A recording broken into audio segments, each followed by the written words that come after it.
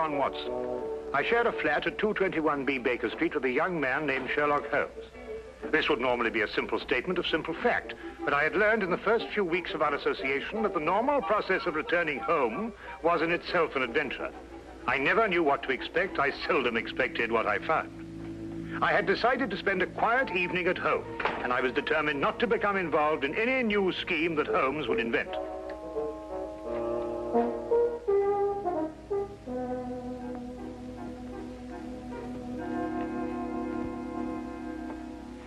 Sulfate gas. Oh? Do you remember the Dietrich case, when the defense tried to prove that no one could produce the deadly poison without a trained chemist? No. Well, I'm going to try it now. With kitchen utensils and a secondary school chemistry book. I knew it could be done. There it is, Watson. Brilliant. Now you've gone too far.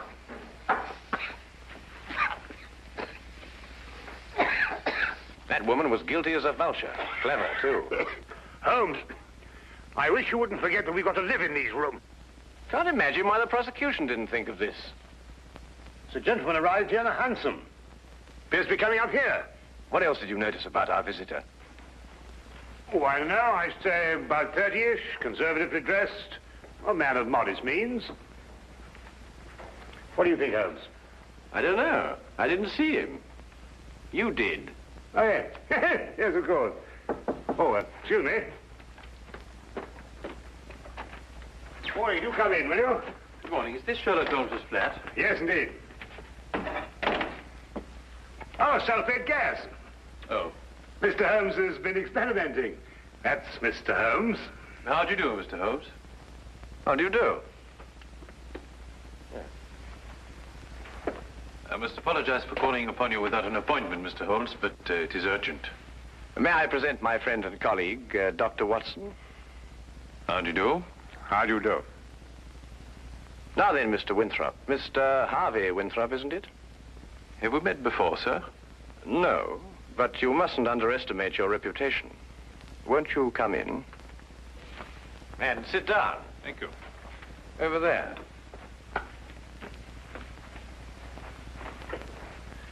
I had heard your powers of observation were remarkable, Mr. Holmes. Perhaps you also know the purpose of my visit. I can only say it's a personal matter. How do you know? It is always a personal matter when one consults me rather than the police. Of course. But my reason to see you actually concerns my elder brother, John. It is he who controls the family wealth. In the event of his death, I would be sole heir. Does his death seem imminent? Well, his life has been threatened. In what way? I noticed you didn't ask by whom. You took pains to point out that only you would benefit by your brother's death. If you knew who made the threat, you wouldn't be so concerned with your own innocence. You're right. I do not know who's making these threats. Actually, I don't even know if it is a who. I beg your pardon, sir? Well, it is possibly a what, Dr. Watson. In this case, the heritage of every old family. The family legend. What is the Winthrop legend? Every member of the family destined for a violent death finds about his person silver coins. Silver coins? Oh, you mean like those silver coins the pirates use, called pieces of 8? Exactly, Dr. Watson. Pieces of 8 as a warning, and at the time of death, a gold doubloon. Have these coins any special significance? 30 years ago, my father was killed by a fall down the stairs in the main hall of Winthrop Manor.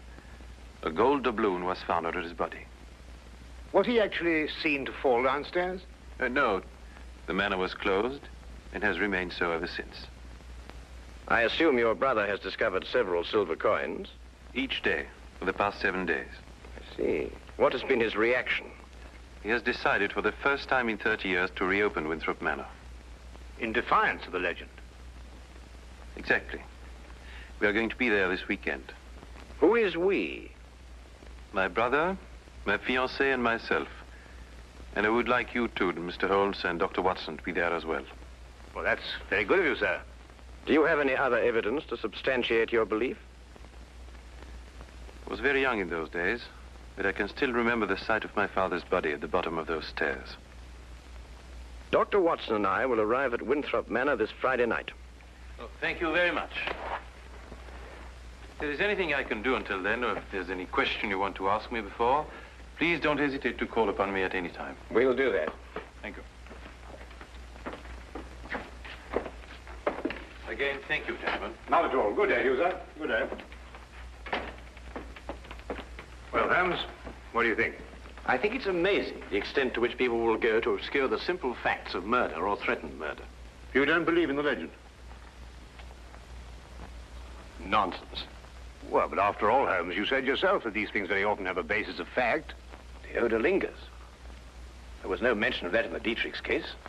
I'm a man of science myself, Holmes, you know that. And yet there are things that happen every day for which they have no logical explanation. How would Mrs. Dietrich's have removed the odor? Of course, it could work equally well both ways. Winthrop himself admitted that in the event of his brother's death, he was the heir to the estate. His visit here might have been a blind. The solution of a murder, Watson, is infinitely easier than the prevention. We have committed ourselves to a weekend in a drafty manor house that has been closed for 30 years. We will watch and we will wait. And in time, we will apprehend the persons or ghosts who will commit the murder of the Winthrop Legend.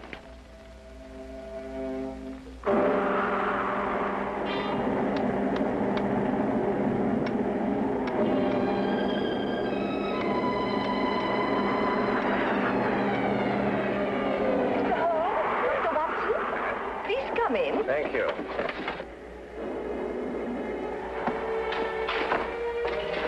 The thunder was making so much noise, I wasn't certain I heard you knock. Yes, I think we got here just in time. Yes, we were worried that you were caught in the storm. I'm Mrs. John Winthrop. How do you do? I'm Dr. Watson. This is Sherlock Holmes. How do you do?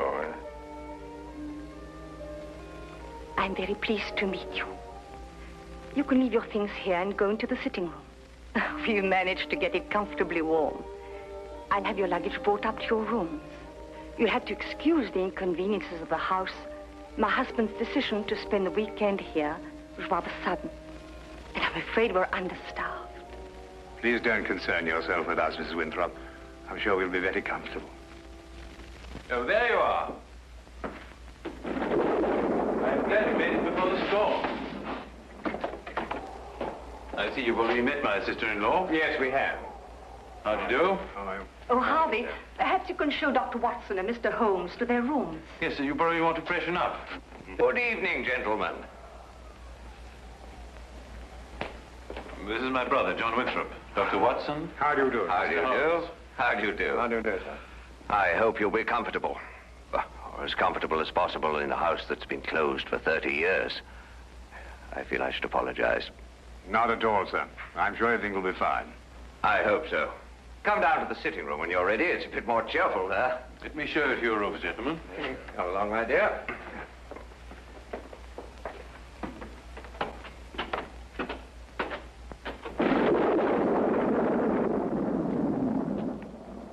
You didn't mention your brother was married. Didn't I? I thought I had. Then surely she would be the heir to the estate if anything should happen to your brother. No, the estate upon his death goes to the next male member of the family. Oh, I see. How did Mrs. Winthrop lose her sight? It was a riding accident, shortly after they were married. My sister-in-law is a remarkable woman, Mr. Holmes. She took to her new way of living with cheerfulness and thoroughness. Yes, it's always encouraging to hear of such cases. And it reflects great credit on those surrounding the patient. Oh, Peg, I want you to meet... Dr. Watson. And you must be Sherlock Holmes. Harvey has told me so much about you. Gentlemen, my fiancée, Miss Margaret Hall. How do you do? How do you do, Miss Hall? John and Alice are in the drawing room, darling. We'll be down shortly. All right, darling. I think we're going to have a wonderful weekend, in spite of this old house. Don't keep yourselves from us too long, gentlemen. You're a very lucky man, Mr. Winthrop. She's a lovely girl. As a matter of fact, you know, there's some very good hunting country around here. Do you go in for that sort of thing, Mr. Holmes? On occasion, sir. Not very often, thank you. My wife thinks I'm a bit reckless. She worries about my neck. A glass, my dear. Thank you. That appears to be a preoccupation with more than one member of your family, sir. You mean my brother, too? And the reason for your being here? Nonsense. I said the same thing. And you agree with me? You, too, think it's a lot of rubbish? I don't think we're referring to the same thing, sir. I'm talking about the legend, of course. Ah, I see. May I ask, sir, what precautions you've taken against it? What would one do? How does one fight a myth? Well, what's your opinion, Mr. Holmes? Should I take this matter seriously? You are obviously taking it seriously by defying it.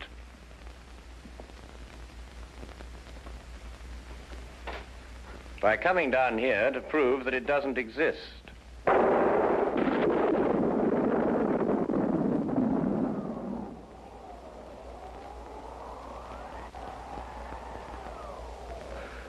Jove, I hadn't thought of it like that. You're dead right, of course. But let me put it like this. Do you really believe the legend is dangerous? You are obviously overlooking the second conclusion, sir. If the legend is real and beyond our understanding, then your life may be being threatened by the supernatural. If we rule that out, then the threat has a very realistic source. In either case, the threat remains. I hadn't thought of it that way. But there are just the 6 of us here, Mr. Holmes. Surely if there is danger for John, it couldn't come from any of us. There are just the 6 of us now, Miss Hall.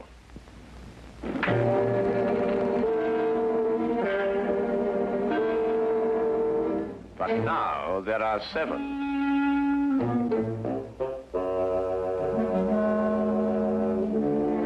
John, what is it? Nothing, my dear, nothing at all. I think we'd better go into dinner. Excellent idea.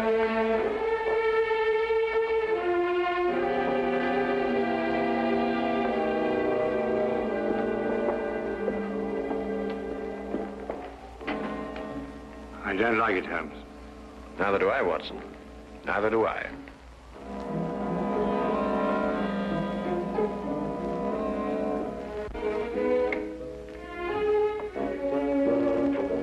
Oh, come in, Watson. Oh, don't be alarmed, old chap. I don't think this contraption has been fired for centuries.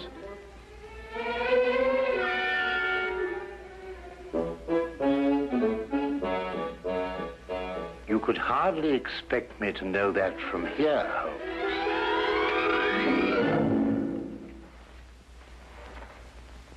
Seems it's working after all.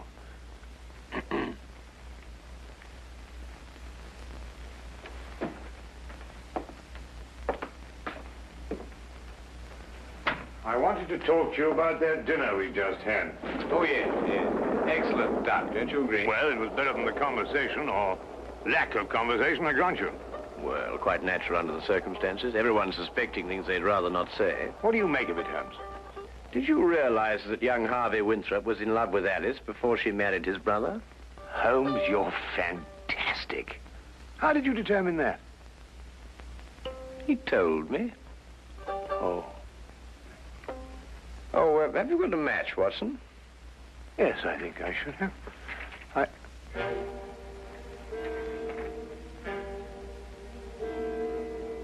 Holmes, look. Yes, I know. I slipped it in your pocket during dinner. You what? I just wanted to see how easy it was to plant those things on someone else. Well, really, Holmes, for all you know, I might...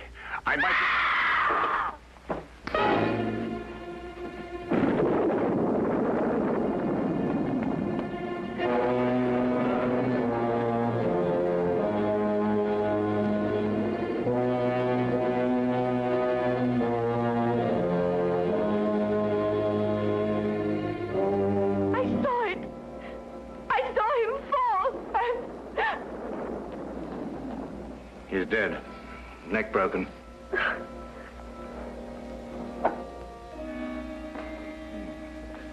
A gold doubloon.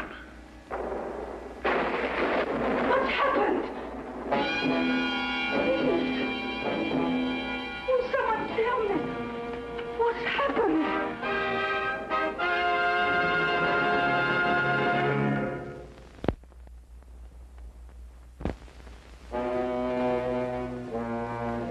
And now, we return to the case of the Winthrop Legend.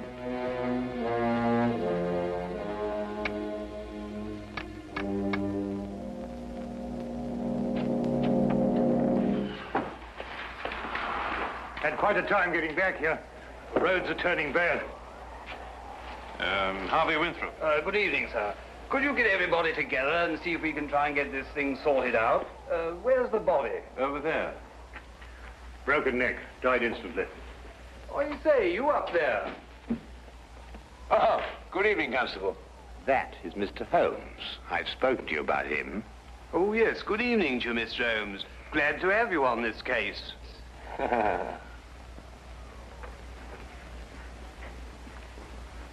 His wife. Been a terrible shock for her. Oh, Mr. Holmes, I'd like to discuss this case with you. I've got several theories. Dr. Watson was telling me coming down in the carriage.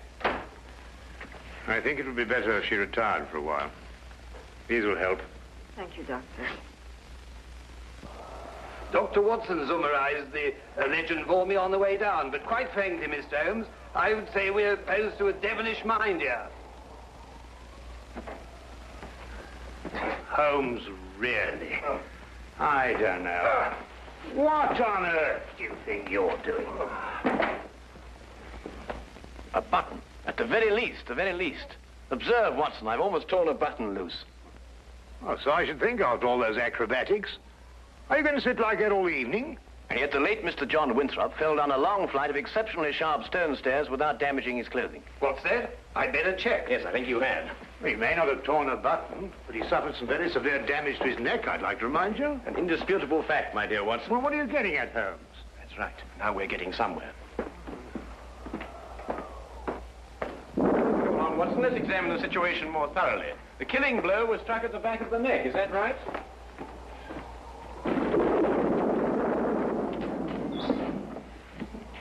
It was. He must have struck the edge of the stairs. He fell.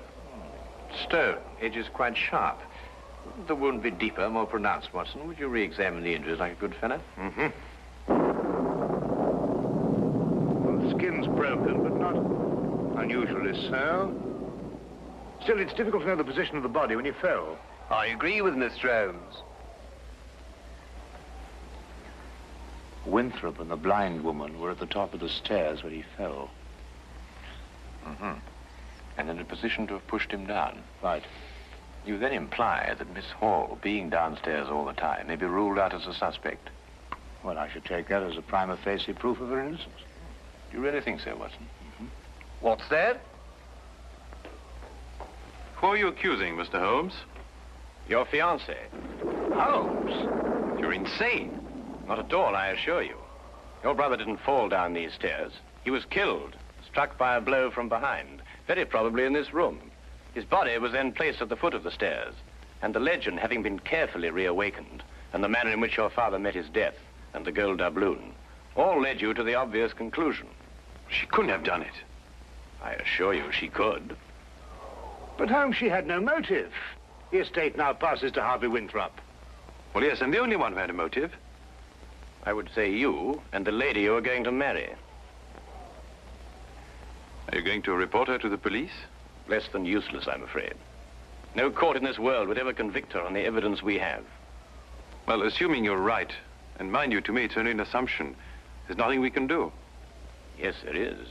We can at least remove the assumption. Come with me, gentlemen, into the drawing room.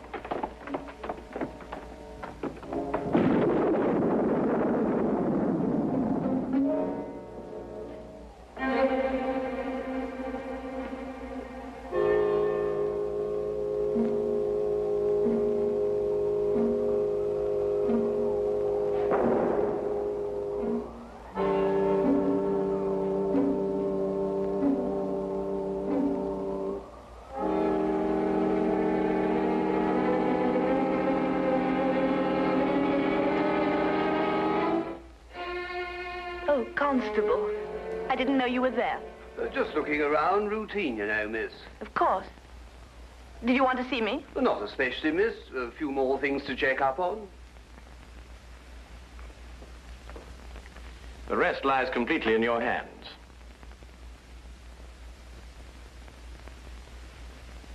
Alice is resting now.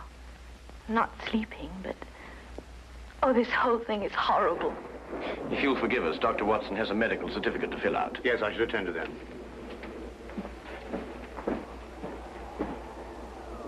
Oh, Mr. Holmes. At your service, my good constable.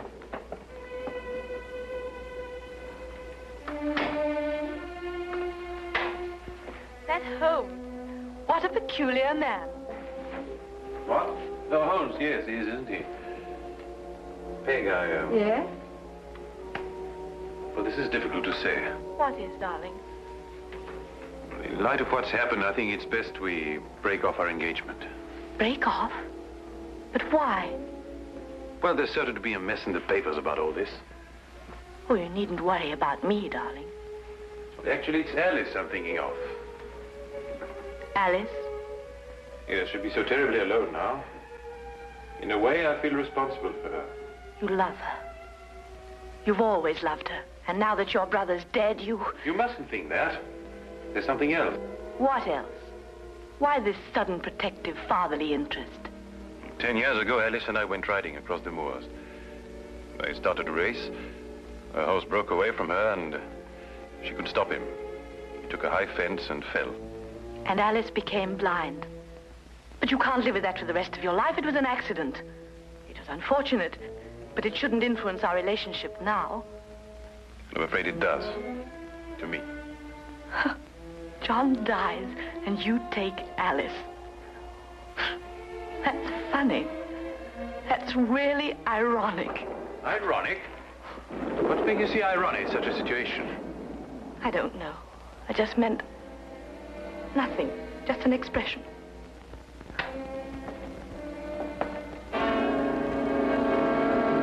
Very interesting choice of words, I might add.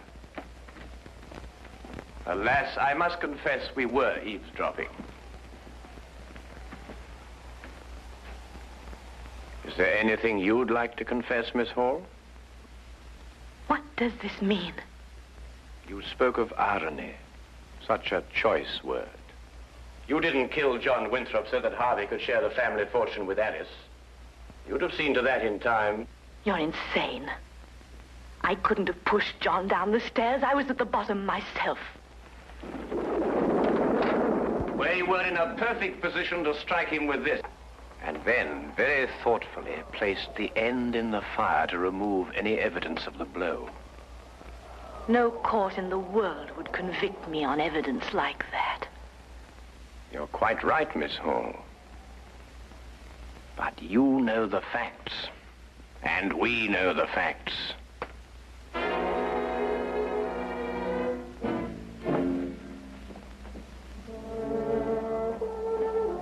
But surely, Holmes, something can be done. I don't think so, Watson. The young lady used her wits at an ancient legend. And a murderess walks free.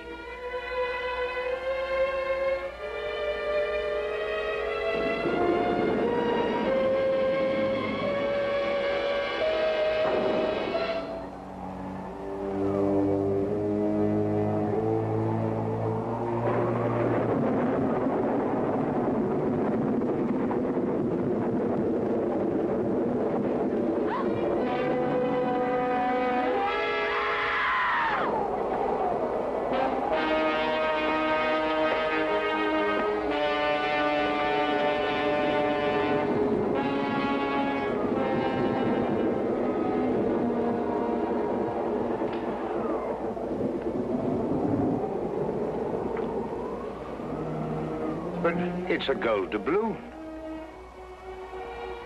And she said no court in the world would ever convict her.